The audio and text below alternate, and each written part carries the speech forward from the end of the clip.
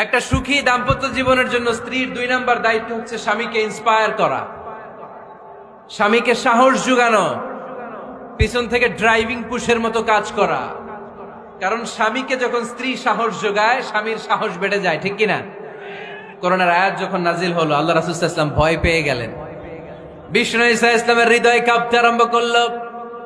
করোনার 5 আয়াত নিয়ে হেরা গুহা থেকে বিশ্বনবী আম্মাজান খাদিজাতুল কুবরা রাদিয়াল্লাহু তাআলা আনহার কাছে চলে আসলেন। এসে ডেকে বললেন, খাদিজা জাম্মিলুনি জাম্মিলুনি, কম্বল দিয়ে তুমি আমারে চাপা দাও, আমার ভয় লাগছে, মনে হয় আমি বাঁচবো না। আম্মাজান খাদিজা বললেন, কি হয়েছে আপনার? বিশ্বনবী বললেন, বিশাল বড় একটা লোক কোরআনের 5 আয়াত নিয়ে এসেছে। ওই লোকের পা হেরা গোয়ার মধ্যে, মাথাটা আকাশের উপরে, এত বিশাল সত্তা, বিশাল কোন মানুষ জীবনে আমি দেখি নাই। এসে সে পরিচয় দিয়েছে সে নাকি জিব্রাইল ফেরেশতা।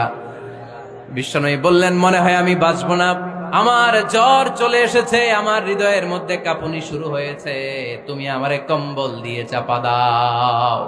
আম্মাজান খাদিজা বললেন, ও নবী, ভয় পাবেন না, আমার আল্লাহ কোনোদিন আপনারে অপমান করবেন না। সুবহানাল্লাহ পড়েন।